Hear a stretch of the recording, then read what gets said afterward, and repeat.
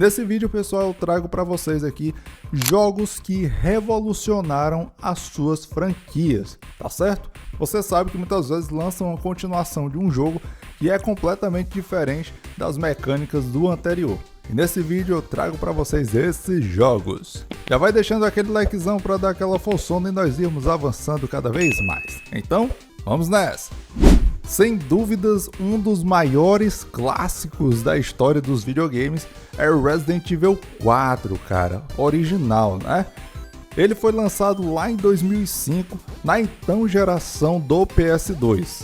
Eu começo a nossa lista, pessoal, por ele, porque Resident Evil 4 deu um sacode na franquia Resident Evil, cara, deixando até os fãs divididos. Trazendo novas mecânicas de gameplay com a câmera atrás do personagem, diferente daquelas câmeras fixas, né, de Resident Evil 3 e 2 e dos anteriores, além também de cenários mais abertos, onde o fator claustrofóbico foi anulado, cara. Trouxe mais ação do que terror. Você tem batalhas mais frenéticas, onde raramente você fica sem munição, ou seja, aquele Leonzão tanque, né, cara?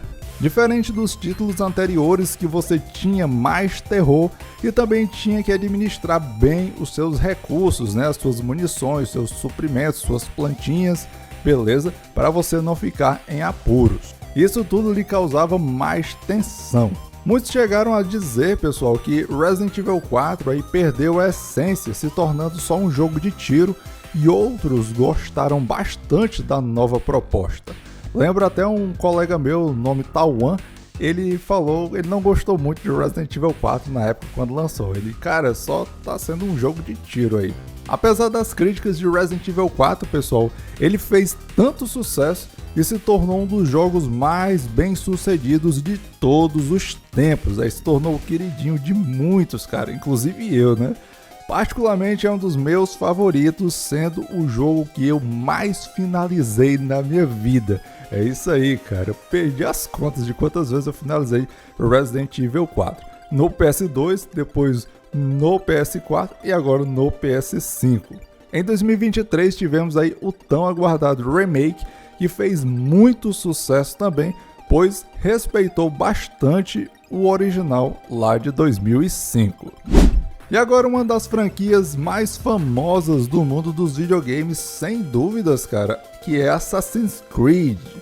Com seu início lá em 2007 na geração do PS3 e Xbox 360, podemos nos aventurar em diferentes épocas da história, com personagens marcantes aí como Ezio Auditore lá na Itália renascentista e Altair lá da época das Cruzadas. Além de uma narrativa bem construída, fatos e locais históricos bem retratados com precisão, né, cara? Os jogos tinham aí um estilo de gameplay mais linear, com mapas não tão grandes e combates aí mais lentos, além de um parkour mais técnico. Em 2016, a franquia Assassin's Creed deu uma virada brusca, cara, lançando Assassin's Creed Origins. Um game ambientado aí no Egito Antigo, trazendo um mapa gigantesco, destoando aí muito da fórmula inicial da série. Origins praticamente foi a porta de entrada da saga RPG, que acompanha aí Assassin's Creed Odyssey, da mitologia grega, e Assassin's Creed Valhalla, da mitologia nórdica. Com essa mudança feita, aí, ele se tornou aí um RPGzão massivo.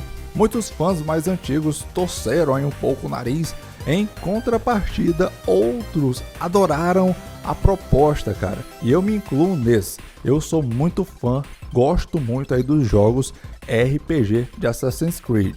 O Odyssey, o seu sucessor, mergulhou ainda mais nesse estilo RPG, fazendo você passar facilmente de 100 horas. O Odyssey aí é o meu favorito. E agora uma clássica revolução aí em uma franquia de jogos, que é God of War. Sem dúvidas, cara, todos nós aí que acompanhamos o Kratos desde a mitologia grega, né? O Kratão lá violento, brusco, né? Em busca da sua vingança contra Ares inicialmente e depois, né, contra todo o Olimpo, né, cara? Derrubando tudo e todos. Em 2018 tivemos uma surpresa assim e ficamos um pouco impactados, beleza? Com a mudança brusca tanto do personagem, o Kratos, quanto também da gameplay, cara. E essa mudança, cara, aí de um Kratos mais tranquilo, né, tentando controlar a sua raiva, beleza? Ele já tinha conseguido a sua vingança lá contra o Olimpo, né, contra Zeus e todos os olimpianos. E agora ele já tá na mitologia nórdica aí junto com seu filho, tinha a sua esposa falecida, né? E tenta controlar a sua raiva, um Kratos mais sentimental, né? Tentando ali ser um pai mais carinhoso, né? Do jeitão dele. E muito diferente daquele Kratos lá que era vingança, vingança, vingança, Blades of the Olympus e lâminas do caos em todo canto e sangue para todo lado.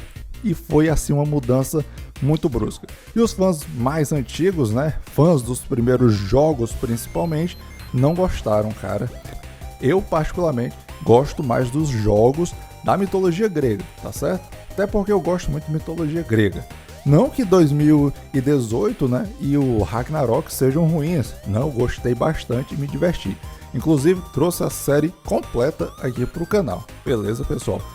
Mas foi uma mudança, cara, muito grande aí no personagem e também no estilo de gameplay. Que lá dos da mitologia grega era mais hack and slashzão, né? Você só apertando ali uma sequência de botões repetitivamente e dava muitos golpes e tudo mais, dificilmente você morria.